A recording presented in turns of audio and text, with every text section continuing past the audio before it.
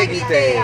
Bueno amigos, hoy nos encontramos en el cóster de la iglesia, en la Fundación Luz y Esperanza, y vamos camino hacia una fogata. Entonces, chequense esa película loquita que vamos a tener hoy en esta noche con toda nuestra gente que está.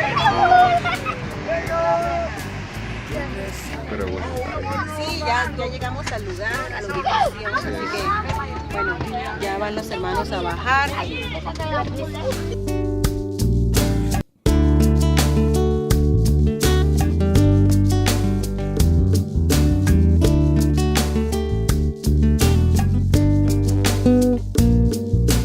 Era un lugar diferente.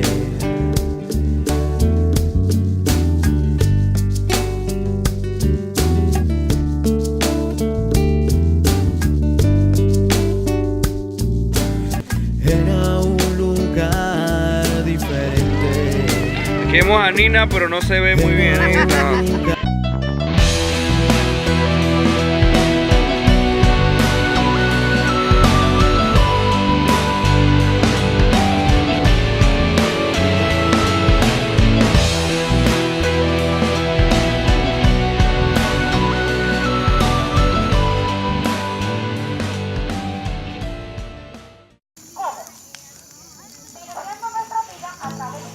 Recordemos que la Biblia es manual de vida para nosotros.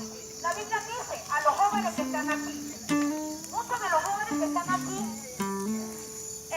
porque unos están obligados, otros porque tienen que estar aquí, pero no han tenido todavía un verdadero encuentro con el Señor. Dios te dice en esta hora, joven, que te encuentras aquí, deja de jugar, deja de entretenerte con las cosas del mundo, porque la Biblia dice claramente que el que es amigo del mundo se convierte en enemigo de Dios.